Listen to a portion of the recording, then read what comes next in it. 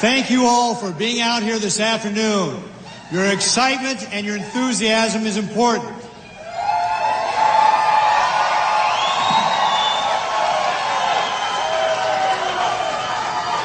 You know, politics is run by the people who show up.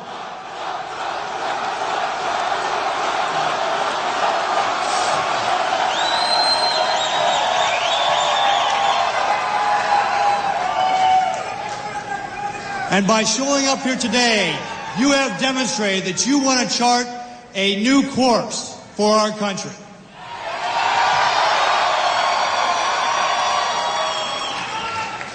You're here, I'm here, we're all here because we know we need to take back our country. And 2/3 of Americans agree with us. And we don't want the next person charting the course of this country to be Hillary Clinton.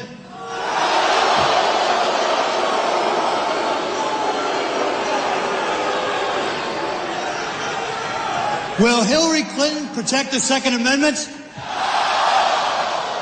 Will Hillary Clinton repeal Obamacare? Will Hillary Clinton secure the border? And then think about this, the U.S. Supreme Court.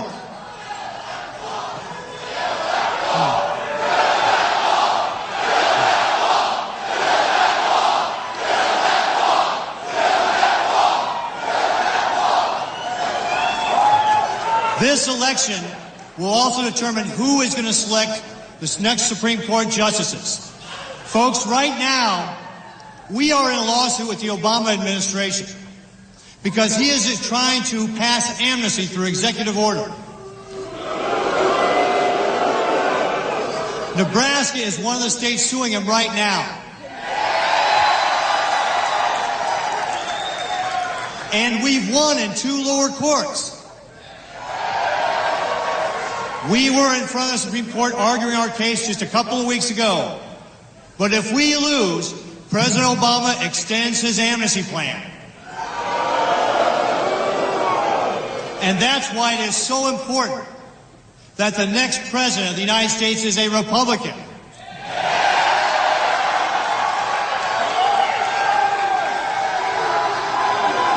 Now, folks,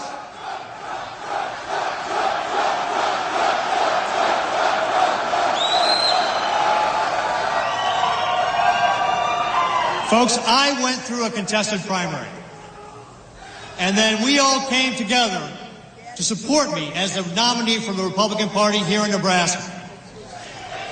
And it is time now that we as Republicans come together to support our nominee for president.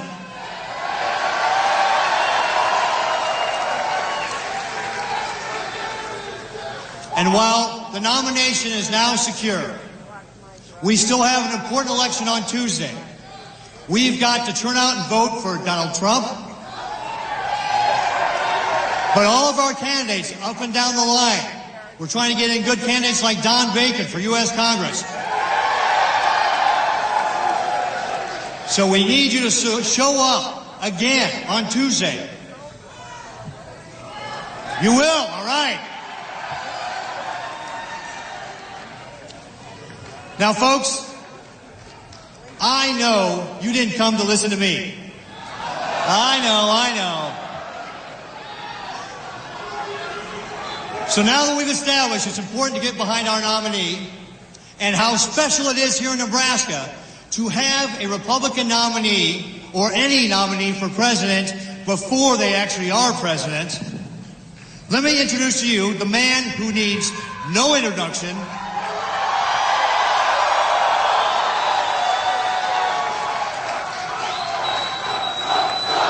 You're going to spoil it. The next president of this United States, Donald Trump.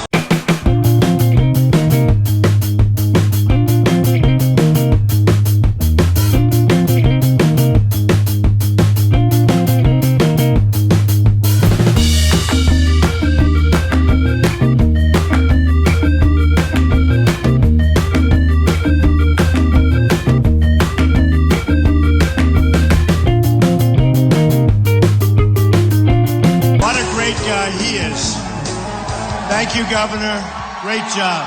Give him a hand, everybody. Give him a hand. Hey. Oh, we are happy to be here.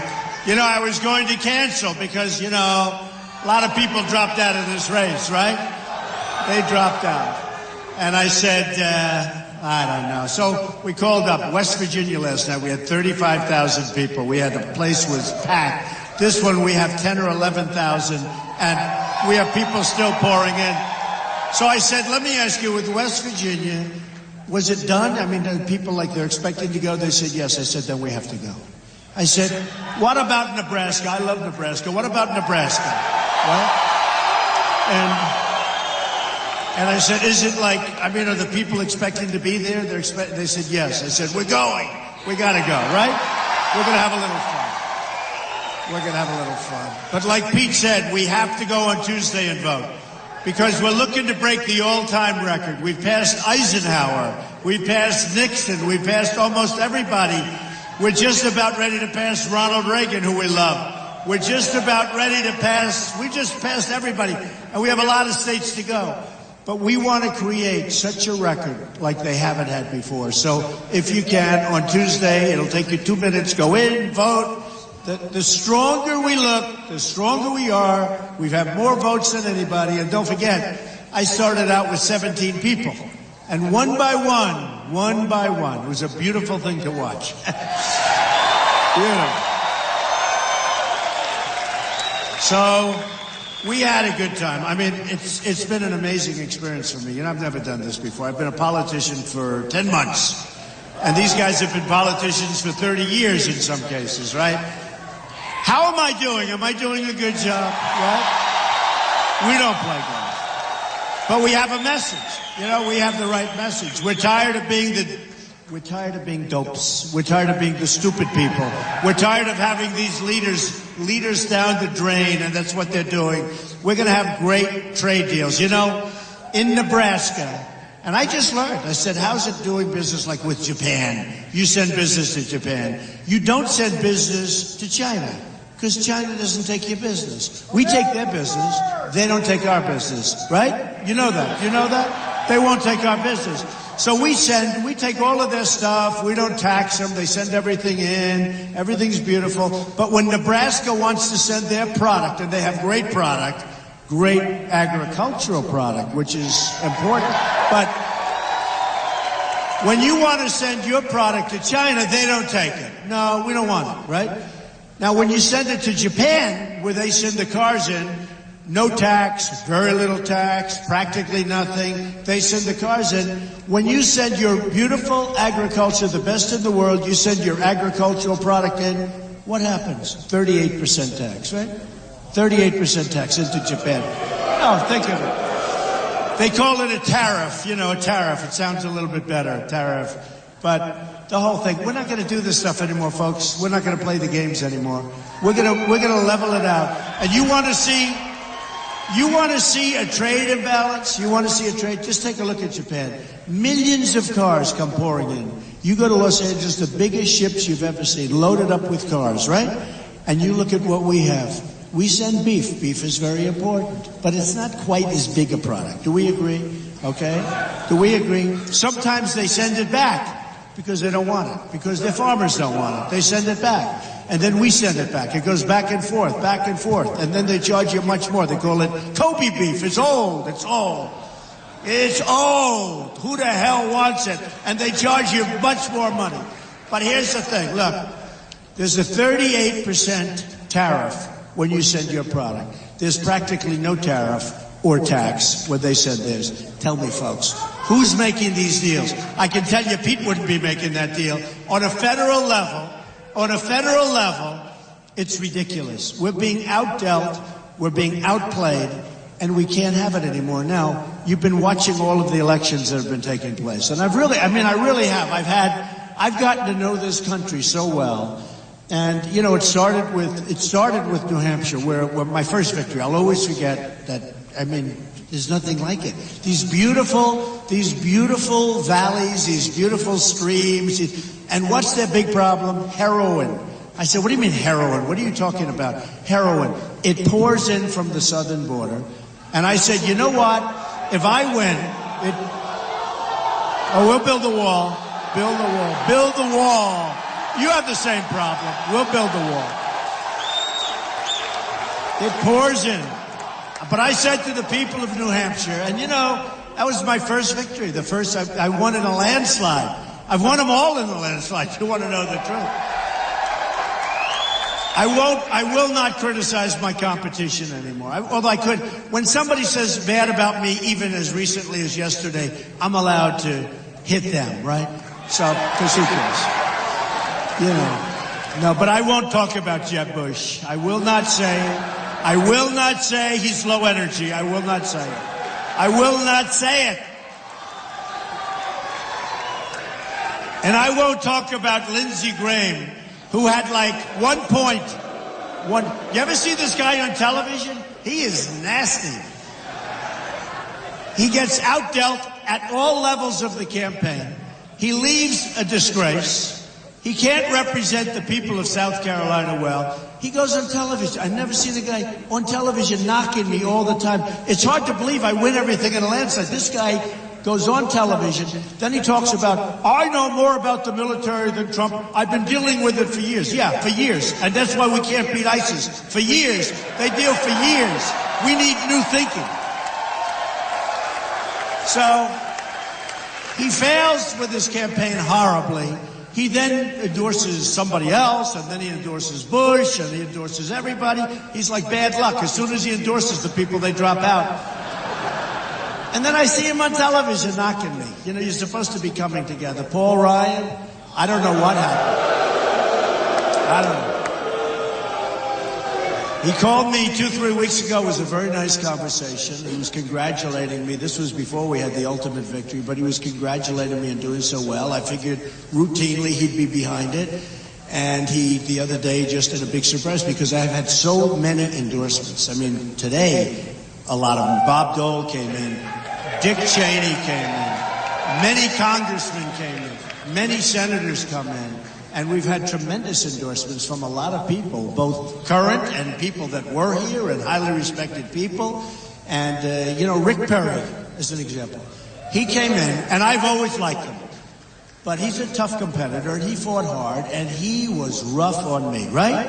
He got up. Remember, he went to Washington and made a speech for a half-an-hour speech about Donald Trump. He said, I'm a cancer on the Republican Party. No, that's the bad news. Let me tell you the good news. So yesterday, he endorsed me.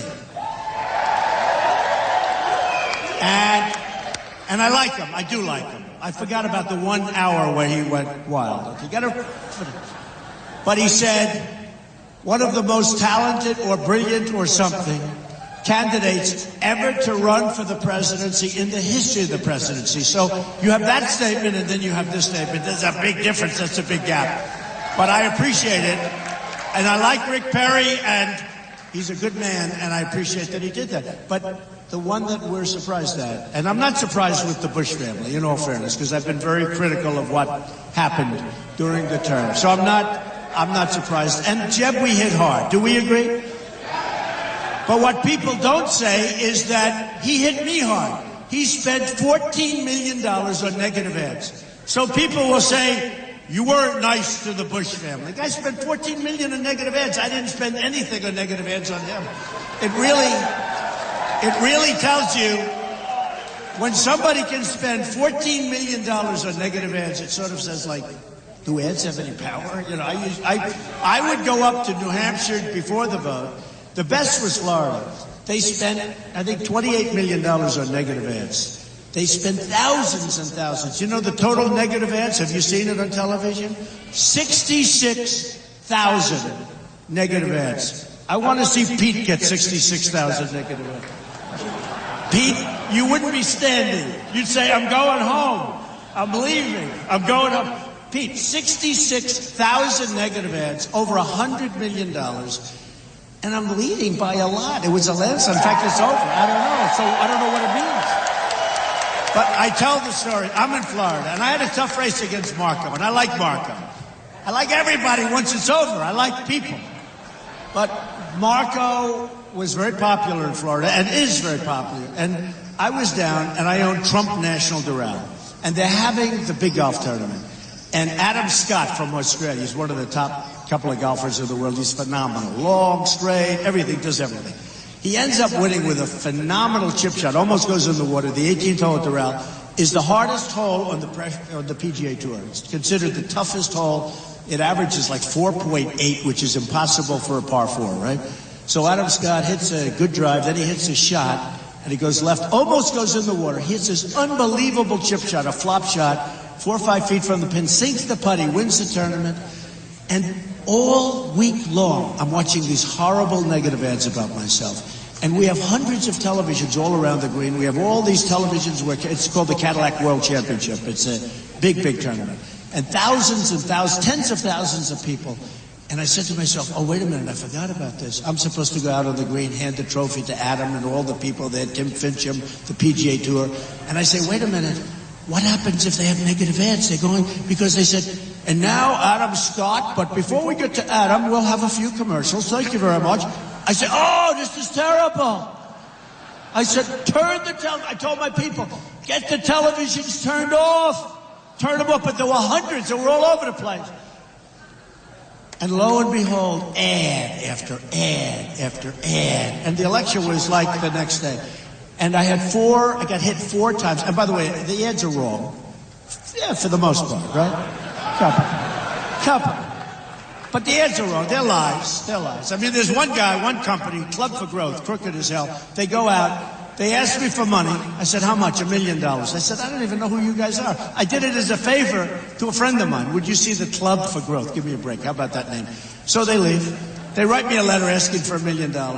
I tell them no, and they advertise all over the place what a bad person I am. I should have paid the $1 million, it would have been easier. Do you agree? But, so what happens in Florida is they have these ads all over, and we have the election, and I win by a massive landslide. And I actually told my people that there's no way we can win, because I have been here for 4 days, and they didn't even, I mean, I want to see like a Tide ad, or Palmolive soap, okay? Or Coca-Cola or Pepsi-Cola. I want to see any ad. I was dying to see like a normal ad. There were none. It was all political, and it was all about me, and it was horrible. And so I said to my people, there's no way I can win. All week long, I've been watching horrible ads about myself. There's no way. And I won by over 20 points. It was a massive landslide, and I won this thing. And just to show you how tough politics is, you know, Jeb Bush was the governor, and you have Marco Rubio, who's a very popular senator. So when they set up this delegate deal, they said, you know, we want one of those 2 guys to pick up all the votes. You have 99. It's like the second largest after California, New York. You have New York, you have California, you have Florida, the big 3. So they have 99 delegates. You get all. And it was supposed to be like, you know, you get a percentage. But they said, well, look, Trump, he won't do well. So what we'll do is we'll set it up, winner take all. So our governor or our senator will get it. Winner take all. And then a poll comes out, and I'm leading everybody by like 30 points. And now they say, this is a bad thing. It must be a wrong poll. And they go back. And another one comes out. I'm leading by 32 points. So what happened is they well, maybe we can go back to the way we used to have it. This is terrible. And I ended up winning the state by a massive, and we pick up 99. 99. Right? It's called welcome to the world of politics. It's a nasty business, I'll tell you. And even, you know, I'm no fan of this Bernie Sanders, but I'll tell you, that system is so rigged. And you notice, he is now using my language. He's saying the system is rigged. He's using my language. I've been saying this, right? Now, the difference is that their system has superdelegates. That's too obvious. Whereas the Republican system is much more sophisticated. It's the same rigging, but it's less obvious. So it's a smarter system. But let me tell you, we've now exposed it. But here's the way I look at it. I won, so I don't care anymore, right? We don't care anymore. I don't care. It's rigged. Let somebody else worry about it, right? Let somebody else. And the only way I won was massive wins. It's like the boxers. You know, they go into unfriendly territory and they say to me, you know, Mr. Trump, it's unfriendly, and if it's a decision, I'll lose, but I'm going to knock him out. That way I don't have to worry about it. So I had to knock them out. And we knocked them out. We went to New York. We went to, so many different, South Carolina, Alabama, Arkansas, Florida, Kentucky, Missouri. So many places I was supposed to not win. And we won. The South was great. And then right after that, we had won Massachusetts. Now, Tom Brady's a friend of mine. That helps in Massachusetts, I have to be honest. Having Tom Brady helps a lot. But, we won so many places. And now we go, and it looks like we're doing unbelievable. And we're way ahead in votes of everybody that's ever run. Millions of people have come into the Republican Party. And we're going to win states that nobody else could even think about, right? You know that. Millions of people. We got to win Nebraska. If we don't win Nebraska. And believe me, I will get rid of those tariffs in Japan, which our politicians should be able to do. And I will make sure that China takes your product. They're not going to say, no, we don't want product, because they want to have it themselves. They can send to us, we can't send to them. Not going to happen. So I will get rid, just mark my words, because, you have to tailor these speeches. The nice part about me not using teleprompters and not reading speeches? Number one, I'm smart. Number one. But I can tailor it to the audience. Like, I come to Nebraska. I say, Governor, what do you think of your trade? Well, I don't like the fact that we have to pay the tariffs and this and that. That's a federal thing. The federal's letting us down. And I said, well, what about China? How you doing in China? They will not take our product. So now I know these things. Otherwise, I'll be talking about things that you don't even care about. There won't be any more tariffs with Japan, or if there will, we're going to do it the opposite way to them. All I have to do is say, that's all right. You want to charge a tariff of 38% to Nebraska for its beef? Then we're going to charge you a tariff of 38% when you sell your cars to the United States. It's a very simple thing. Very simple. And you know what they're going to do? If they think that they mean it, and with me, they know I mean it. I'm self-funding my campaign. And all these other guys are getting a lot of money. But I'm self-funding my campaign. Take a look at Hillary, the money. Take a look at where she's getting that money. Did you hear Bernie Sanders say she suffers from bad judgment? Is he right? I wrote that one down. Bad judgment. Bad. And it is. Look, the emails, that's bad judgment. It's also dishonesty. That's why we call her Crooked Hillary Clinton. Dishonesty. Total dishonesty. But she suffers from bad judgment. So we're going to take care of that, and we're going to solve it. We have a problem like in Indiana. I went there. And a friend of mine said to me, you're about 12 points down in Indiana.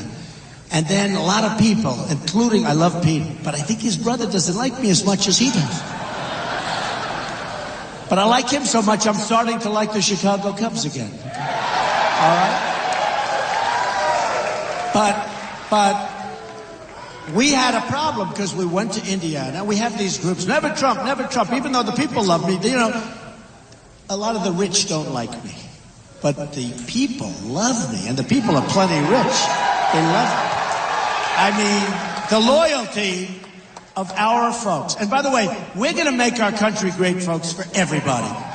For white, for African American, for women, for men, for rich. We're going to make it good for everybody. And we're going to bring our jobs back, and we're going to have jobs for everybody. We're not going to let them keep taking our jobs. So here's the story. I went to Indiana, and who's better in Indiana than Bobby Knight, right? And a year ago, Bobby Knight called me, and he said, if you ever need me, you're the one I want to run for president. And he's a tough cookie. He's tough, he's smart, he's unbelievable, and he's a loyal guy. He's amazing. Bobby Knight won 900 games, 3 championships, last man ever to have an undefeated team in the NCAA. Last man, amazing. You'd think it would be easy. I said, Bobby, why doesn't it happen more? He said, your shooting guard has one bad night and you have a loss, okay? It's sort of interesting, but I spent a lot of time with him. And they all said, if you could get Bobby Knight. But Bobby Knight called me a year before I ran. And he said, you should run. And if you do run, I'll be there for you. So a friend of mine says, Bobby Knight, and Indiana was a big state for me because everything was going good. We had just won New York in a landslide. We won Pennsylvania, all landslide. Maryland, Connecticut, Delaware, Rhode Island, we won them all. And then the last stand for Pete's family, but not Pete, and everybody else. Everybody else. Now, he likes me now because he wants to get rid of that tariff, right? He likes me. Well, he knows I'll do it for him, too. He's great. But the last stand is going to be Indiana. So I had to win it because they're all coming in. Tens of millions of dollars is pouring, all these different groups. They want to stop Trump. They call him, why do you want to stop him? They don't even know. It's true.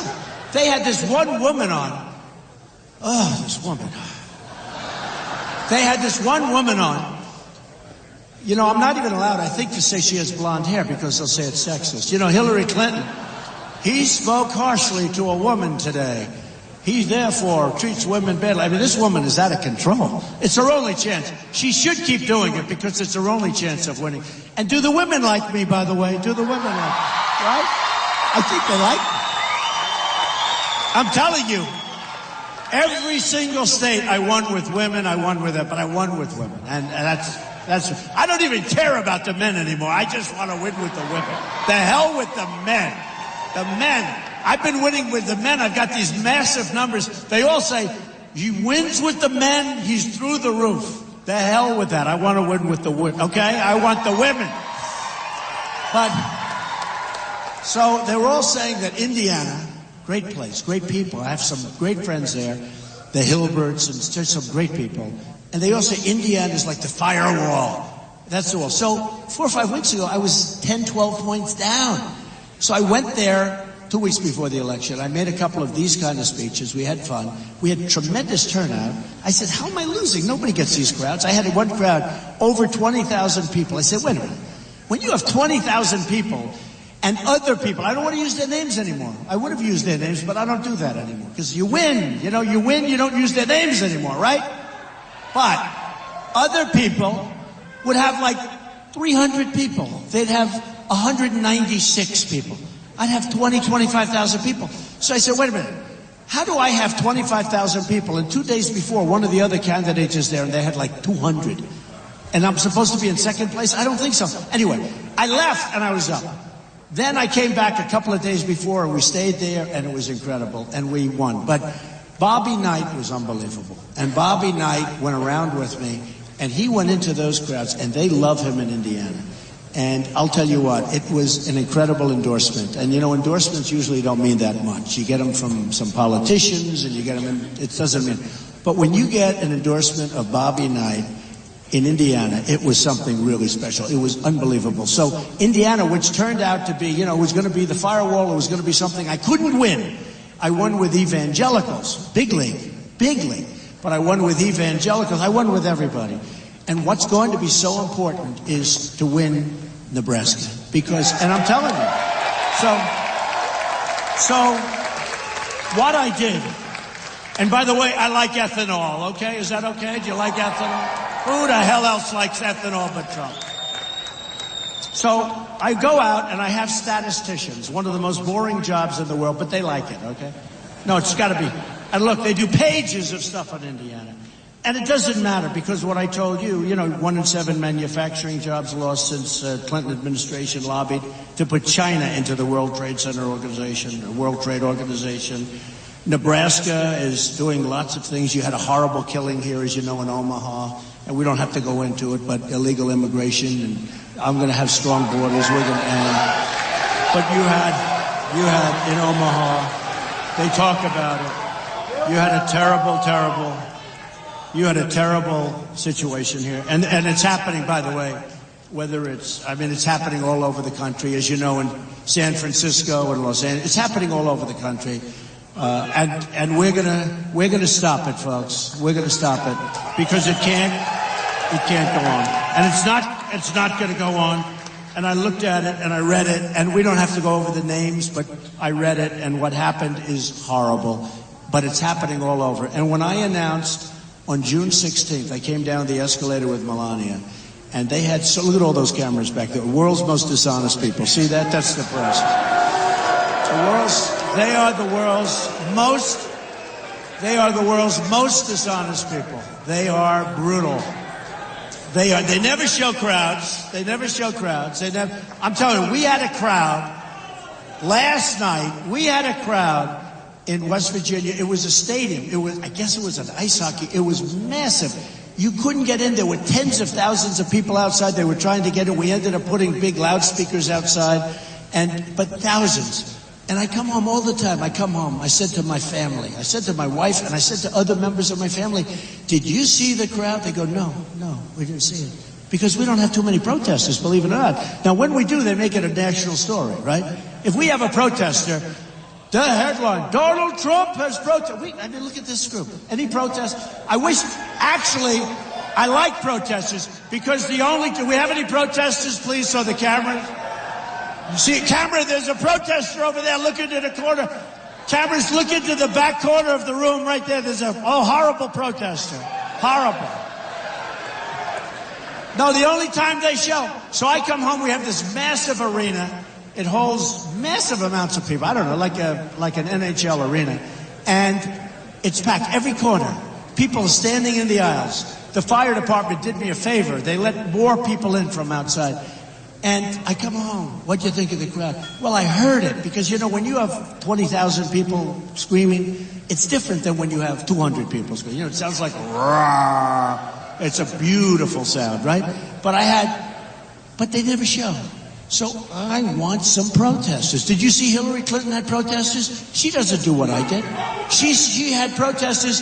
Her speech was 11 minutes long. She left. I have protesters.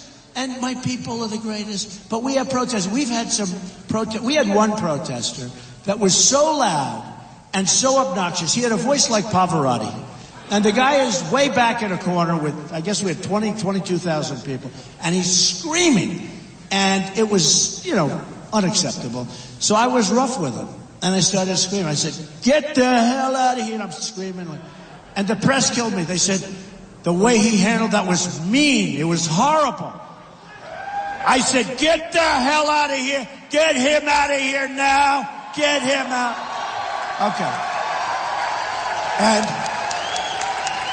But much more than that. I mean, much more. And the next day, the press said, Donald Trump treated that protester horribly. It was a horrible thing to say. Now, that was one of my first deals like this, right? Then I went to another one. The following day, we had another protester. And I said, please, if you could, maybe you could ask him to leave. Please leave. That's okay. Don't hurt him. Don't touch him. Don't hurt him, please. And the press the next day said, Donald Trump is not strong like he used to be. He used to be unbelievable. So you can't win, Pete. You can't win. So it's terrible. But let me just tell you. Our military is depleted, and we don't win anymore, folks. And we're going to build up our military, and we're going to start winning. We're going to stop our companies from leaving our country. Now, if you look and you study, and some of you do, if you look at our federal government, which is run by incompetent people, by the way, just in case you had any questions, they've been working for 5 years on methods to keep our companies in our country. So corporate inversions and all, they're working on it. They've been working for years, ever since I can remember. Well, in the meantime, we're being drained. NAFTA is a disaster. NAFTA, signed by President Bill Clinton, is one of the worst things our country has ever signed. All right. So what happens is we're looking at all of this stuff, and the only way you're going to do it is very simple. Carrier, Ford, Nabisco, they're all leaving. They're leaving Chicago in one case. They're leaving Indianapolis, Carrier. Use them as an example. You tell them, listen, if you leave, they think they're going to move to Mexico, make air conditioners, sell them to the United States, no tax. Not a 38% tariff. By the way, see, I'm being nice. Japan charges us 38%. I'm only talking about 35% because I'm a soft negotiator, okay? So what happens is they're leaving. So they announced, you saw it 4 months ago, they announced on television, somebody had the cell phone up, the camera took it, and this mid-level management guy saying, we're closing up shop, we're leaving, we're moving to Mexico. You're all fired. Okay, 1,400 people, good people fired. So here's the story, folks. They're going to move to Mexico. So I would stop the move. And, you know, I always say, I know it's not presidential, but I love doing this stuff. I want to make the call myself. I have so many people that have endorsed me, the greatest business people in the world, Carl Icahn, all of these guys, they're endorsed me, and they want to help, and they want to negotiate. But I like doing it myself, except it's so damn unpresidential. The President of the United States is not supposed to be calling up a damn air conditioning company.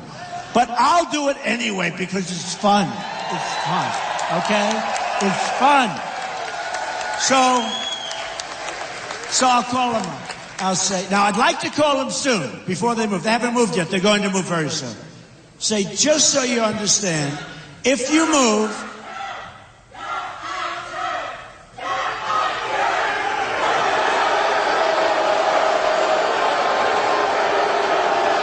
are they friend or foe? Friend or foe? I don't know. They don't sound very strong. They don't sound strong. Thank you very much. Thank you. Thank you. See, they don't want to make good trade deals. Isn't that sad? They don't want to make good trade deals. Okay, yeah, you can go home now. Thank you.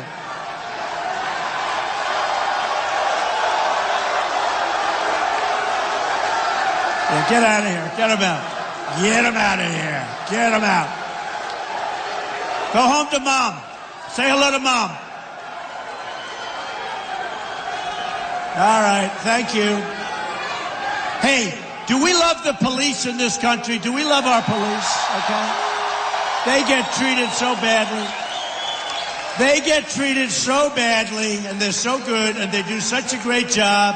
And if there's one mistake or one bad apple, it's on television for months and months and months. Let me tell you, the policemen, the policewomen, the police of this country do a phenomenal job. So let's hear it. So I'd say to them, listen, you're not going to fire these people. Move to Mexico, get some cheaper stuff, build a little factory, and you're going to send your... Here's what you're going to do. You're going to pay a 35% tax every time you send an air conditioning unit across the border. It's 35%. And you know what's going to happen? They're not going to move. It's very simple. It's so simple. You know, they want to give low-interest loans. How about the companies that take the low-interest loans and then they move anyway? Our government is genius, you know. They give them low-interest loans, but they forget to restrict them from moving. So they give them a low-interest loan not to move, and then they move. They say, these guys are really bad. Okay, too complicated. Here's the story. We're going to charge them. Now, if they move to Mexico, we're going to say you shouldn't do it. Move back. But you know what's going to happen? Then, if they move to another state, let me tell you, if they leave Nebraska, they go next door, that you got to compete yourself, okay? But I will stop because devaluations and all of the things, what China's doing to us because they devalue and they devalue far too deep and far too much, and they make it impossible for us to compete. And then, as I just learned from the governor now, we can't even do business from this state in China. And those days are over, folks. We're going to do a lot of business. We're going to do a lot of business. And when our companies are not going to be moving anymore. And if they do move, there are consequences. The consequences, you're going to pay tax when you sell your product back in. Ford is building a $2.5 billion plant. They're moving people out of Michigan. They're building this massive plant. Now they're doubling up. They're going to build more. So here's what's going to happen. I'm going to say, folks, you can't do that. You're going to have to build. You're going to send. And the border's going to be so strong. It's going to be so strong. It's going to be so strong. When those cars come across the border, we're going to charge them a tax. Now, I'm a free trader. A lot of the, so-called conservatives, they say, well, that's not right, because that's not free trade. We have no choice. We have dumb people negotiating our deals. We have to do it right. We'll straighten it out. I believe in free trade, but we lose on every single deal. You can look at any single country in the world that we do business with, and we're behind the 8 ball, because we have political hacks negotiating our deals. So here's the story, folks. We're going to make deals that are going to be phenomenal. We're going to make trade deals. We're going to build a wall that's going to be so good. See the height of that ceiling? See the height of that ceiling? That's peanuts. That's peanuts. We're going to have a wall.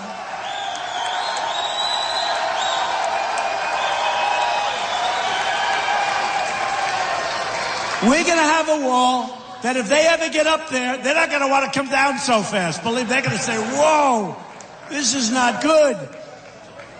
We're going to have strong borders. You know, if you don't have borders, folks, you don't have a country. I mean, these people that want to have Swiss cheese, right now they walk across the border. The Border Patrol agents, 16,500 Border Patrol agents last week endorsed Donald Trump. They've never done it before. They've never endorsed anything.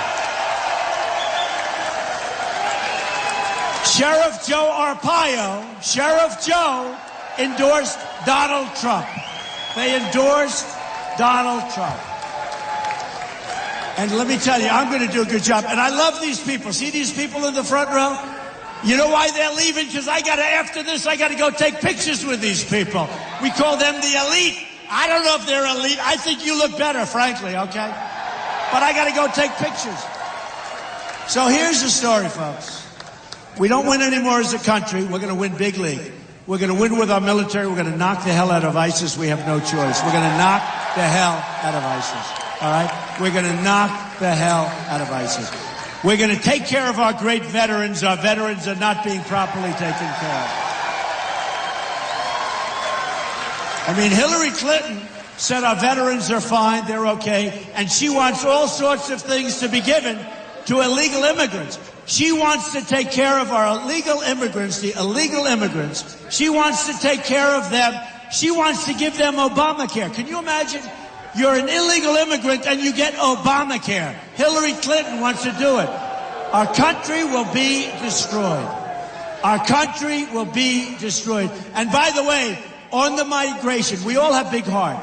But on the migration, we cannot take people in when we have no idea who they are. And by the way, they come into Nebraska. We have no idea where they come from, who they are, what they're studying. We have to do something about it. So here's the story, folks. We don't win anymore. We're going to start winning. We're going to win big. We're going to win with the military, win for our Mets. We're going to win. We're going to win with the vets, the poor vets. Are there any vets here? Right? Am I right or am I wrong? Right? We're going to win for the vets. We're going to win with education. We're going to end Common Core and bring education local.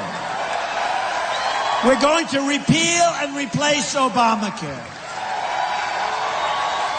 We are going to secure and cherish our Second Amendment, which is under siege. We're going to win at the border. We are going to build the wall. We're going to build the wall. And who is going to pay for the wall? Who? By the way, 100%. We have now a $58 billion trade deficit with Mexico. The wall's going to cost $10 billion. Believe me, they're going to pay. Believe me, that's an easy one, okay? They're going to pay. And lastly, we're going to make the greatest trade deals that our country has ever made. We are going to take back our jobs. We're going to bring back our businesses. We're not going to let businesses leave. We're going to get you to get rid of the tax in Japan. We're going to get business for you in Nebraska, in China, where you can't go. We are going to make our country so great again. We are going to be so proud of our country. You're going to be proud of your president.